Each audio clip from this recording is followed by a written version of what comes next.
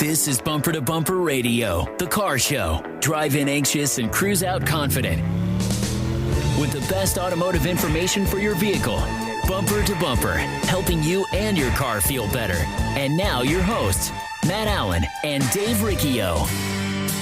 Well, good morning, everyone. Good morning. Welcome to Bumper Radio. We are going to tell you what the most expensive auto repair is. I'm smiling here because Matt's microphone just fell off right in front of him.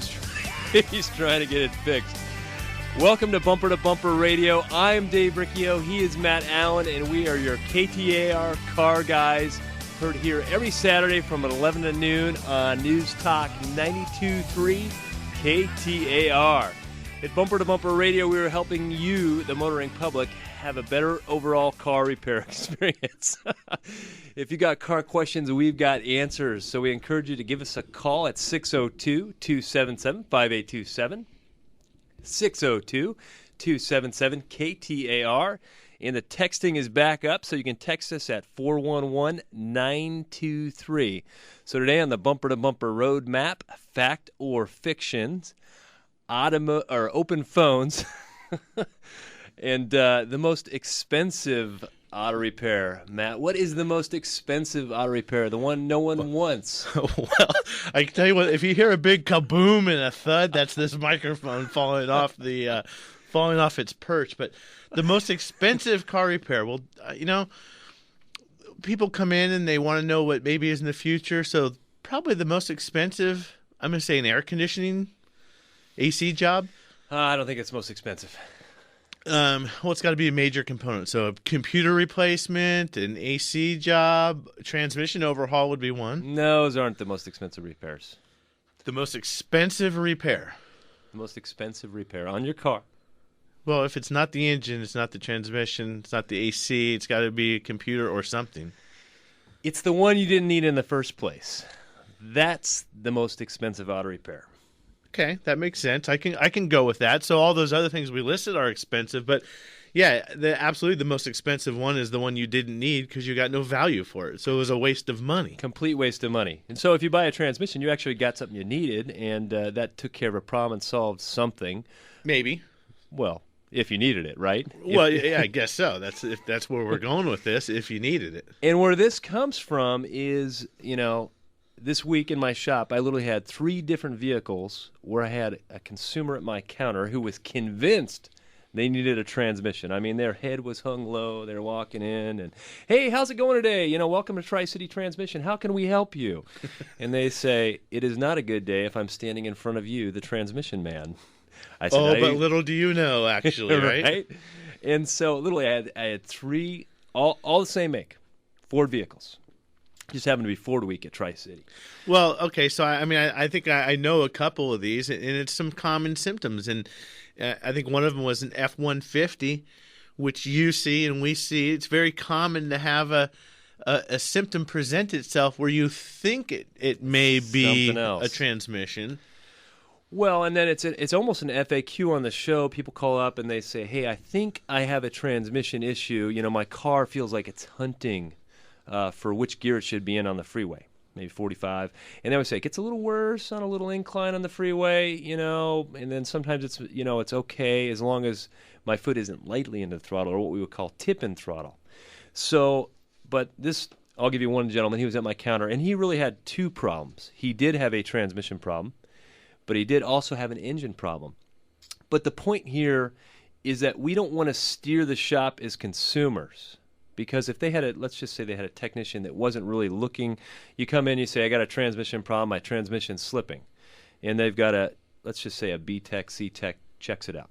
And when you say B-Tech or C-Tech, you're talking about the level. An A being the best guy in the shop and a D being the guy we probably don't want to hire. Well, some doctors graduated at the top of the class and some barely made it, but they're all still doctors. Right. In auto mechanics, some didn't even go to class. And some that didn't go to class are better than the guys who did go to class. But there is A-Techs, B-Techs, and C-Techs.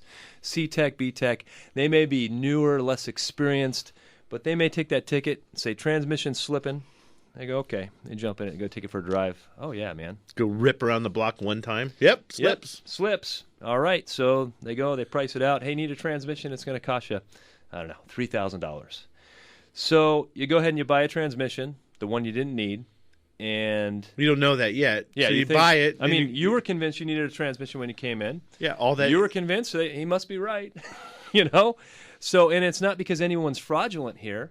It's just because the relationship was now steered with a consumer diagnosis coming in the door. And I think that's how we can get ourselves in trouble as consumers. We come in and we say, here's what I think it is, instead of, here's what I'm feeling. You tell me what it is. I want to give you a symptom and not a diagnosis. So that's where it comes in, the head hanging low and all that. My technician went out and drove it. In this was a Ford Explorer.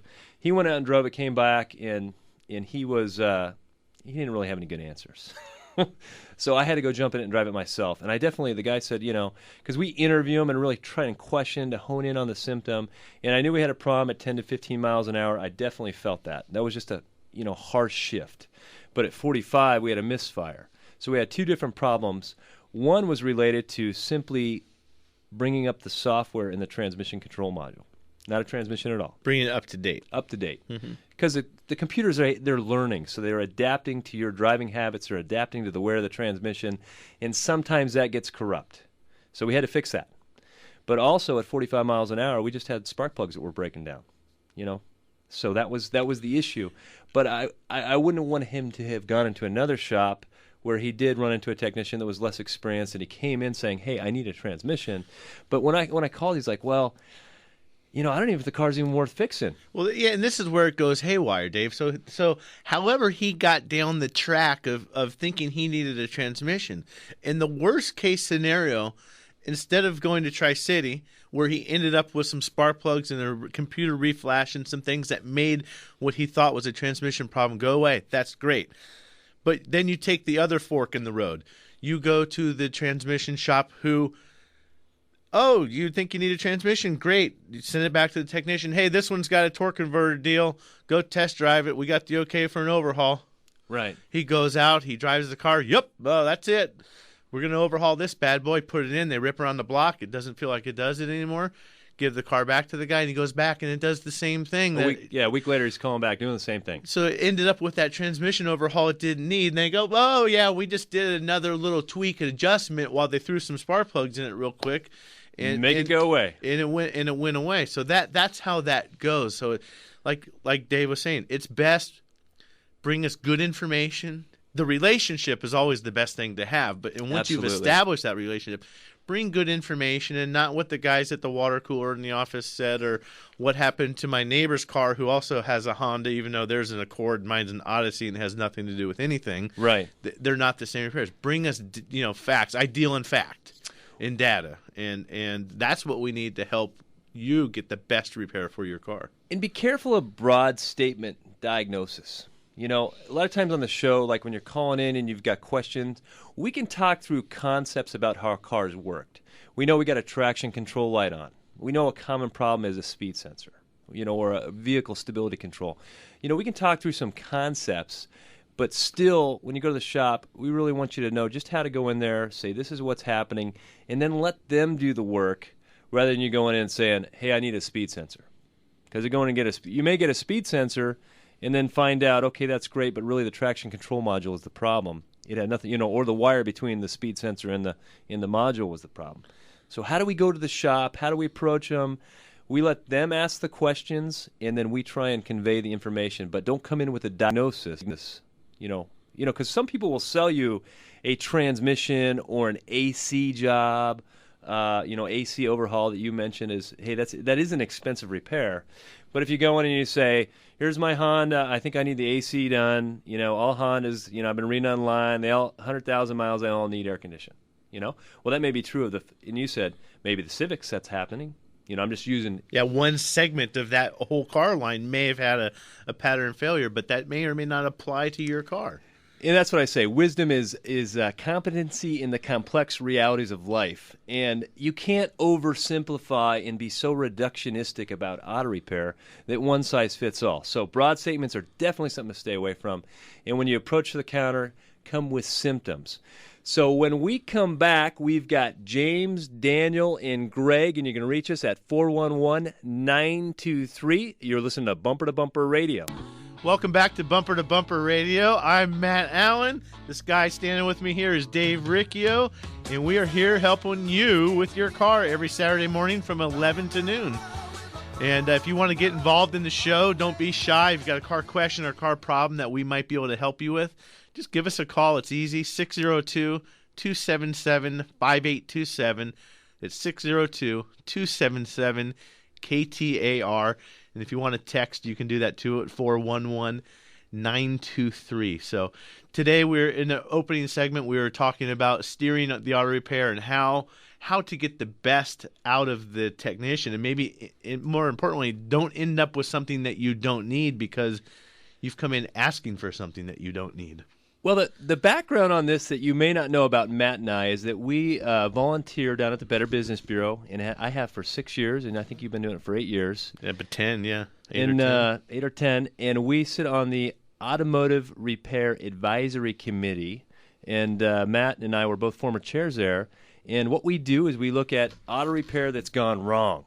So we've got a customer with a complaint, and he cannot resolve it with the business, and the business can't resolve it with the customer, and then that's where we come in, and we just review paperwork. We look at he said, she said, what does the paperwork say? We put all those things together, and it's a very common one for someone to go in for this problem and pay for a big repair and then have the same problem. So in some cases, they either fix the wrong problem or they got a repair that they didn't need. So, and what it is every 2 months, I think it is. Every other month we do it. There's 15 cases sometimes, so it's not like it's a big deal. And we're busy with that. It's really a panel of 10 or 15 automotive shop owners who have been around, have well-established, healthy shops in the industry, and we just look at the details. And I think that's the number one right there. Is I got something I didn't need. You know, it's either that or the coincidental repair. I took my car into the shop, I got an oil change, and now my window in my back rear doesn't go down. Well, I mean, but that's happened. We could go through a whole list of those goofy things that you get in the car in the summertime, it's blazing hot, and you roll down the window, and I forgot to tell you can't roll that down. Oopsie. Whoops. Or they don't tell you, and it's like, did we break it? Type of thing. So. Well, it looks like we've got quite a bit of phone calls here, Dave. I think some people probably want some help. What do you think? I think so. Your pick, man. Let's go with James in Phoenix on a 2005 Dodge Dakota. Go ahead, James. You're on Bumper to Bumper Radio. James, are you there? Nope. We'll try James again. Okay, we are going to go with Daniel in Casa Grande on a 1999 Honda Accord. Go ahead, Daniel. You're on Bumper to Bumper Radio. I got transmission problem. I took it into the shop to get rebuilt. The problem was it was slipping at first. I had to rub up real high in order to get it to move any. I took it into the shop. He said he replaced it. He rebuilt the transmission. Got the car back. Ran it for about 2 weeks. And I got the drive light flashing on my dashboard. After it was flashed in a couple of days, and then it started slipping again, the same symptoms as before. And I took it back to him 3 or 4 times, and he could never fix the problem. He said he put a new transmission in it, which I could not see because I was not in the shop. He could never fix the problem, and don't want to put any more money into the vehicle until I want to know which way to head from here. Well, this Dave, this is exactly reminiscent of what we see in the Better Business Bureau. You went in. You spent, $2,500 probably to have that transmission overhauled. You didn't get a new transmission, but I know what you mean. Right. And then the same thing happening, the same lights, and then they can't figure it out. So, where do we go from here? If we're in the advisory committee and we're vetting all this out, I guess the first thing we need to do is we've probably lost some confidence in the shop. I mean, I'm the consumer. How many times do I need to go back to these people? Right. I've already given them $2,500. Maybe they asked me for a couple hundred more and a couple hundred more, or maybe they didn't. But the bottom line, I still gave them $2,500. What now?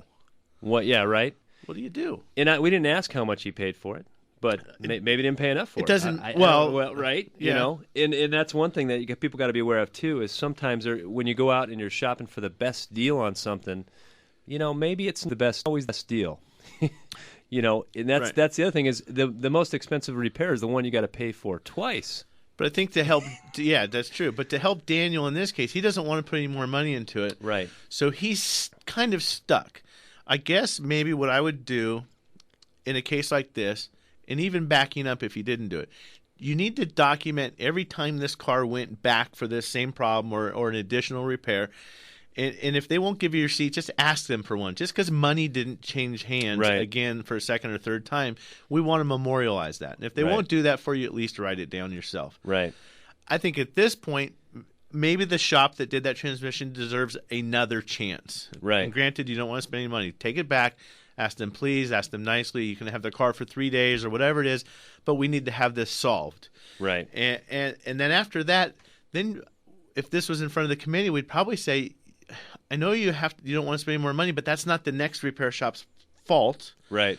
Now you've got to go figure out what's wrong. And then once you know what's wrong, then we can look at this and unwind it and see who owes who or who doesn't owe who or have the whole story. So, Daniel, I think you have to get back to the transmission shop. Give another chance. Tell them, hey, here's where I'm at. I gave you guys a bunch of money, and I still got the same problem I had, so I didn't receive any value for what I spent. So we need to figure this out. Can we work on it? Give them a shot. Get a repair order. And hopefully they can get it handled so everyone can walk away happy. And if they can't, but that's where the Better Business Bureau comes in, because there's a point where these guys aren't going to get it figured out, and he needs to get it resolved, and that's where the ARAC comes in, and that's what we do. Yeah.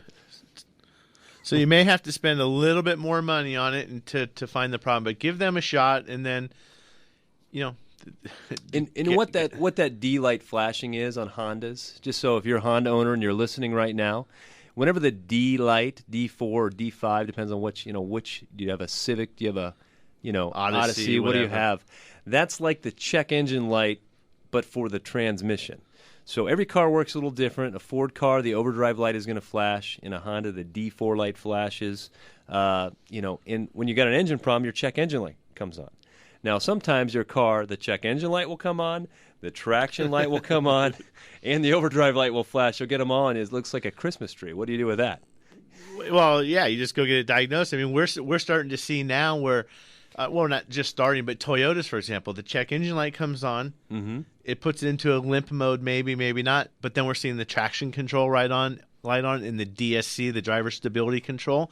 If the engine is not running optimally, the computer doesn't want to be able to rely on that traction control or that stability control system to know that it's going to work properly. So it just shuts it all down and, again, disables it. So you get a light for everything. Well, that's where, these cars are getting so much more complex. And that's the biggest thing when we're talking about on the show. If we go from week to week to week, it's that the rules have changed when it comes to auto repair. We used to do it that way. We were talking the other day, like, which decade was the best decade to be in the auto repair business? I hated the 80s. Well, I was barely in the 80s. Well, yeah. But there was vacuum lines on everything. Emissions control was a new thing. We had air pumps. Then there was these new computers that controlled things. Couldn't even talk to us. They were like so archaic. The 80s were probably the worst. And then it got easier. Then you got the mid-90s. You got more complex systems, but less components and less pieces that have to control things and do it. And now we're into the high tech, and I think it's getting a little easier to some degree. Well, when we come back, we've got James, Daniel, Dan, and Anthony. You can get a hold of us at 602-277-5827 or text us at 411-923. You're listening to Bumper to Bumper Radio.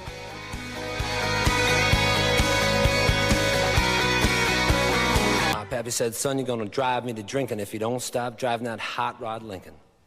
Bumper to Bumper on News Talk 92.3 KTAR. Well, welcome back to Bumper Radio. I am Dave Riccio. The guy next to me, as long as he can get his microphone to work, is Matt Allen, and we are your KTAR car guys, heard here every Saturday at 11 on Bumper to Bumper Radio. And I'm just looking across the text we got here, and the first two I'm going to take because they're just right up my alley. Both of them. The first guy says, what do you think about a Honda Element? I got a 2006, no troubles, wondering what you think. What are your thoughts of the Element? I absolutely love the Honda Element because that's what I drive. It is a fantastic car. It's not going to be the coolest car in the parking lot. You just got to get over that. You got to slide your man badge across the counter at the dealership when you're buying the Honda Element. But that's okay because it's really cool, and I'm at that age where it doesn't really matter anymore. And a Honda is a good car. In my shop, all the time, people, what kind of car should I buy? Hands down, the first answer is a Honda.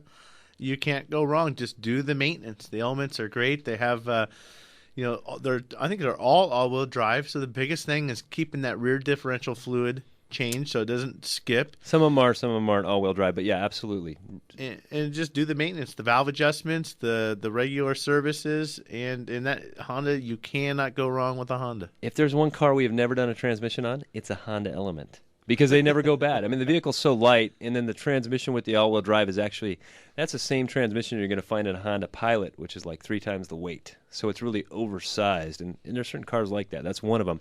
The other text we got, gentleman has a Nissan Maxima 2004, and this is definitely a pattern failure. He says, I've got hard downshift when I'm coming up to a light, it's when the car's hot, and it's usually the 3-2 downshift. Man, it feels like somebody rear-ended you when the thing is hot.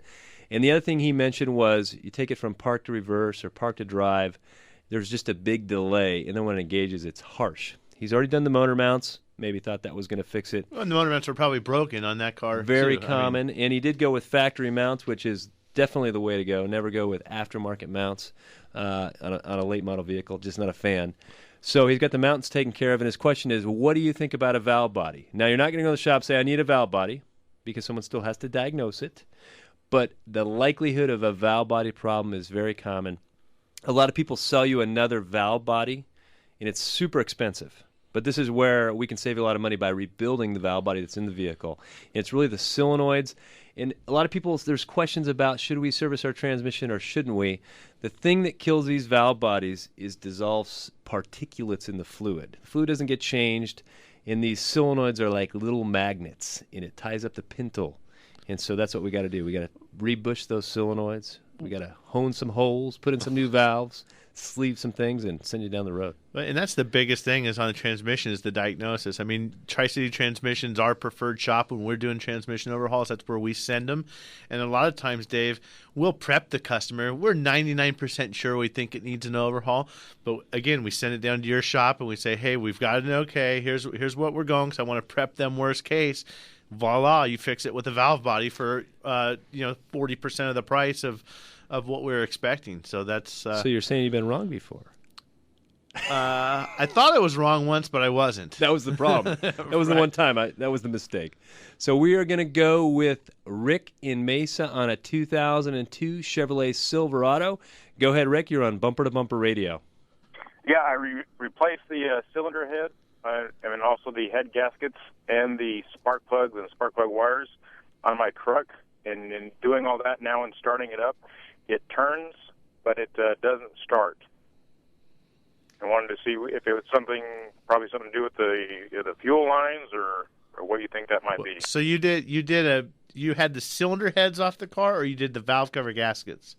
I did the replace the cylinder. And then also replace the head gaskets on both cylinder heads, and then also in doing so, took off the valve covers and cleaned out all the valves and the rods and rocker arms and everything. So now the car cranks over and turns over; it just doesn't start. Correct. And do you have any spark? I believe I do. And in starting it, I'm able to put the throttle down, and by doing that, it starts up. If you wide open throttle on the pedal, you can get it to start. Yep. Well, I'm thinking a vacuum leak. It sounds like it's got spark and it's got some fuel. I would bet you've got a big gaping open vacuum leak somewhere. Would be the first thing I'm checking. Make sure you're not trying to fire the car up with the air snorkel unplugged because that car does have a mass airflow sensor. Got to have that going. So if that's not connected, that could be a problem. But oh boy, I mean, if it was running before you pulled it apart, you did something. It just got to retrace all those steps. Well, in the old days, we used to say you got to have fuel and you got to have spark. But now it's really three things: air, fuel, and spark. You talk about a vacuum leak. Well, there's a problem with the air. Yeah, you've got too much air. Too much in air. that case. So, good luck with that. You can also send us an email at bumpertobumperradio.com. see if we can help you out with any additional information. We're going to take James in Phoenix on a 2005 Dodge Dakota. Go ahead, James. You're on Bumper to Bumper. Okay, can you hear me? We got you. Okay, yes. I'm having some I believe it's transmission problem. I can drive the car one day, and it feels like it's a brand new car. It drives like a brand new car, and then all of a sudden I could be driving, and it doesn't, and the tachometer doesn't want to go stay down at 2 like it normally does. When I'm trying to go 70 miles an hour, 65 to 70, it doesn't want to go up that high. When I turn the car off for a few minutes and start it back up and drive down the street, it does fine. It drives like it's new. It's frustrating. Hey, James, what kind of what engine size is that? A V6 Dakota? Yes, it's a V6. I believe it's a V6. All right. What happens on a Chrysler in particular is that you can get in it and drive it and it'd be fine. When the transmission control module, and we're just assuming we got a transmission problem. This is what we don't want you to do. Go to a transmission shop. I say I got a transmission problem, because then they're going to sell you one, right? We don't want that to happen. Just go in and describe just like you described to us. But what happens is they go into, and Matt said it earlier, limp or fail-safe mode, and that's when the computer recognizes we have an error. And on a Chrysler, on that particular transmission is a 42 RLE, I think it is. It's going to throw it into second gear. So it's going to take off slow, leaving a light. And then when you're on the freeway, the RPMs aren't going to be down at 2,000. They're going to be up at 4,000 because you're going way too fast in second gear. So when you turn the key off and turn it back on, the problem is going to seem to have mysteriously disappeared. The computer resets itself. It's like resets. Turning off the computer until you go back to that website you shouldn't have been on. So yeah, it's going to, when you cycle the key is what we call it, it is going to go away. And it may very well come back the next time it sees the error. And there's going to be a code in there, a diagnostic trouble code. Anytime you get a limp mode or a check engine light, there will be a code to usually go behind it. It's very rare that you don't have one. Yeah, in a lot of these late model cars, they'll do that. Mercedes, for example, when it detects an engine misfire, it's going to put the car into limp mode, and that's just basically what it is. You hurt your foot, but you can gimp your way home. It's going to cut back the car. Derate it, cut it back so that you're not destroying the catalytic converter, destroying the transmission potentially, overheating it. It's just enough to get you home. Get you to the side of the road, get you in, and also to get you to the auto shop. But you can, if you're stuck on the side of the freeway, you can't always cycle the key on a lot of these cars. Like even on the Chevy trucks, when you have a transmission issue, you got to cycle the key 5 times for 5 seconds each way to get it to go. So we're going to go with, looks like Steve in Surprise on a 1980 Chevrolet 1500 pickup. Go ahead, Steve. You're on Bumper to Bumper Radio. Yeah, my daughter has bought a 1980 Chevy full-size pickup, 350, four-wheel drive, Granny 4-speed. 62,000 original miles on it. Came out of a garage in Flagstaff. Kind of a friend of the family thing, so we know it's the real thing. Took it to my favorite driveway mechanic, and he said it was so pretty. He brought a tear to his eyes, and got everything tuned up, just basic tune-up, sailed through emissions. But your comment about the 80s being the worst time for things. Is there anything we can... It's got a smog pump on it. The smog pump makes noise. The only thing making kind of a rattling noise. Is there anything now that we can do that eliminates things like that aren't up to date? Can we eliminate the smog? Can we do something different? What can be done, if anything? Steve, when Dave said 80s were the worst year, not that they're bad cars. They're just, right. Just things. There was new complex items coming out that we didn't know about, and the learning curve was huge. My biggest complaint was the miles of vacuum hose. Yeah, well, especially on import cars. But if that 80 Chevy truck is pretty cherry and hasn't been hacked up, so to speak, and gotten a hold of, which it certainly sounds like it is, I wouldn't do anything. I would just leave it alone. That's a clean one owner. And the answer is no, because that still has emissions it has to go through, and those components need to be there. The air pump and the other items, they're serviceable. You can find replacement parts if need be. So I wouldn't be removing anything from the car. I would leave it as stock as possible. Oh yeah, that's a clean one owner. It would bring a tear to your eye if it pulled up in your drive. You'd say, especially when they're unscathed, no one screwed them up, and there's been no hacks under the hood. You're there's like, not random sheet metal screws or wiring butt connectors chopped up and air cleaner lids missing. A little duct tape to hold this down and that down. Duct tape is an amazing tool on the side of the road. Yeah, right. But it's only meant for that, to get you back, and then fix it right. Yeah, but so leave it stock, leave it alone. Don't take anything off of it or anything like that. Just let it be. It's time for Fact or Fiction. Well, before the show, Matt and I were reading up on because we said, what is the most expensive car repair? And this we came up the one you don't need is the most expensive one, and we were looking through the website and just combing information. And we're always reading, and there's a lot of self-proclaimed automotive experts. I'm a self-proclaimed automotive expert, but I think I really am the one, But I came across this, and it was really relevant to our topic last week. Last week we talked about fuel injection service and smogging intakes and all kinds of craziness. So this little particular blog or article that we came across said fuel injection services before 100,000 miles are a total waste of money. So I'm asking you, Matt, the self-proclaimed automotive expert. I've been proclaimed by you, Dave. You proclaimed me. You know what? Today, right now, we are the number one automotive expert in town. That's right. Right now on the air. That's right. So, fact or fiction, after all that stuff we went through last week, that hopefully somebody retained just a little piece of that information that they can throw in their hip pocket when they need to get a fuel injection service at a later date. Fact or fiction? The statement is fiction, that it's a complete waste of money and doesn't need to be done until 100,000 miles. It's just dumb. That's one of those broad statements. Where they're just throwing it out there to create fear or to create whatever. But it's just bad information. The cars that we're seeing these days, they have carbon issues are a problem. You go back to the 80s. Speaking of the 80s, GM had top engine cleaner that you would pour down the carburetor. So it's not that we're cleaning the fuel injectors. We are getting the carbon buildup out of the engine. I mean, that's been happening forever. So we were talking before the show, and if this is like a quickie little add-on service at the local zip-it-through oil change type thing, then maybe it's not what you're looking for. But if you got a relationship with a good shop, which I highly encourage you to, I'm going to scold you if you don't, they should be able to explain, hey, this is what we want to do it, and this is why, this is how we do it, and this is valuable to you, and it's not smoke and mirrors or sparkle dust or any of that stuff.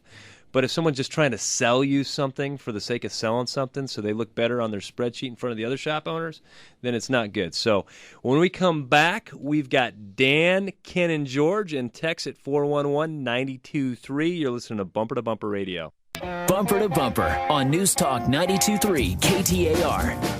Well, welcome back to Bumper Radio. I'm Dave Riccio here along with Matt Allen, and we are here helping you with your car. And we are self-proclaimed experts, but we are good at our craft. It's what we do every day. But there's also a whole network of shops that we pull information from. So we're talking to these guys on a regular basis. They help keep us in the know because we don't work on every type of car. But if we need to know something from an expert that we know is an expert in a certain area, we'll give them a call. But there's a list of shops at bumpertobumperradio.com, and these are all hand-picked shops that Matt and I personally know.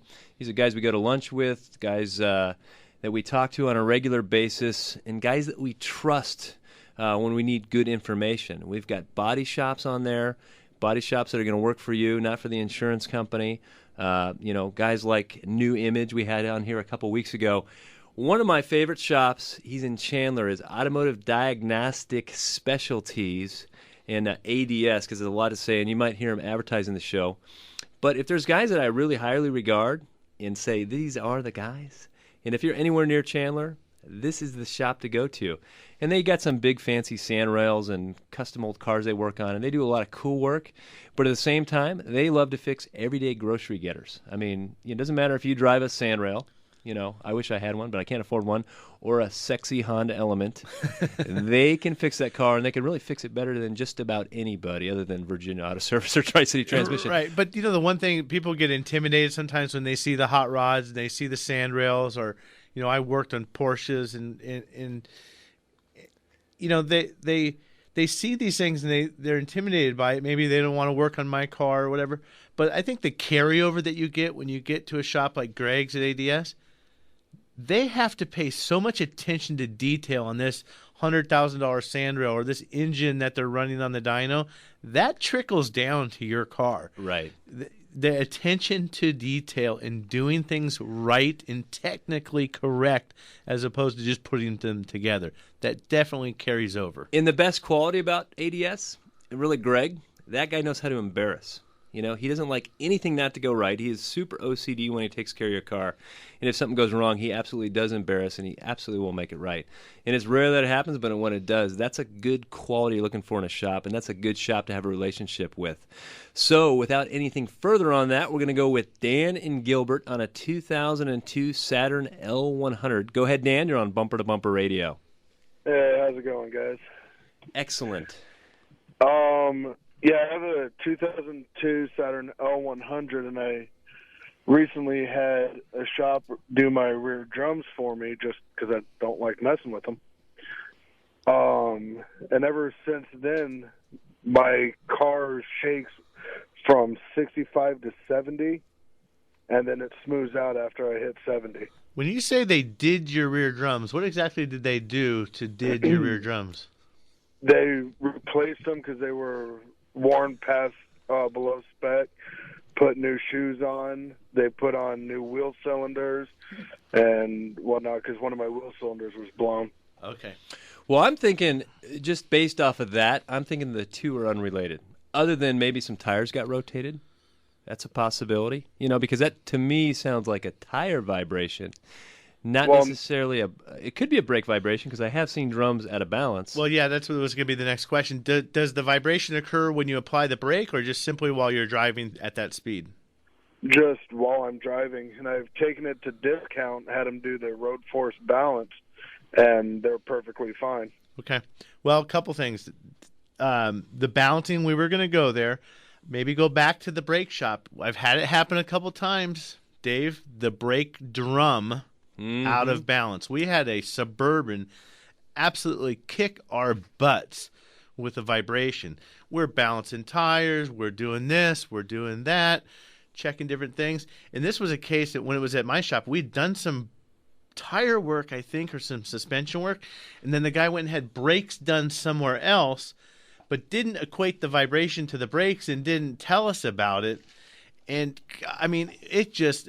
The bus, we were under the bus. Right. Not only that, they were putting it in reverse, backing over, forward, backing over. And it turned out that the brake drums were out of balance. We would take the brake drum, mount it up on the tire balancing machine to verify that. And that was a brand new drum. So maybe be looking there. I'd go back to the brake shop or whoever did the brake work and walk through that again with them. Let them know what you had done elsewhere, that the tires were balanced and road force balance at that.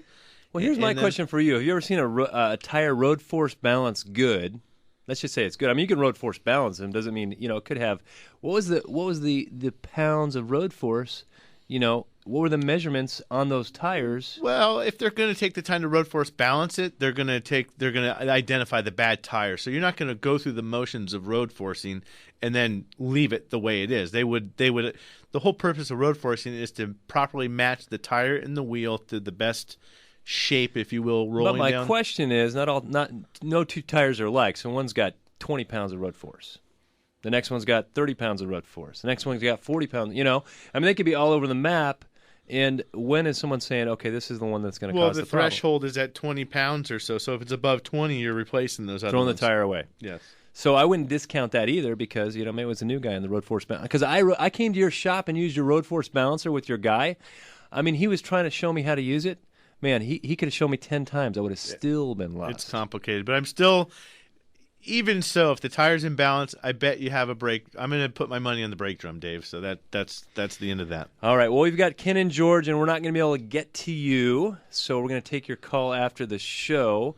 We appreciate the call. You can also send us emails at bumpertobumperradio.com on the contact link. So back to our fact or fiction, fuel injecting services, broad statements. Who is really the expert? You gotta see where the information is coming from. See what their background is, what they do, what does qualify them to be the expert. So just because you see a bunch of information on the internet in what Jim coined the term Google Gnostics for car repair, you're going to read all kinds of information. And there's no filter on the internet for what's good information and what's bad information. You know what, Dave?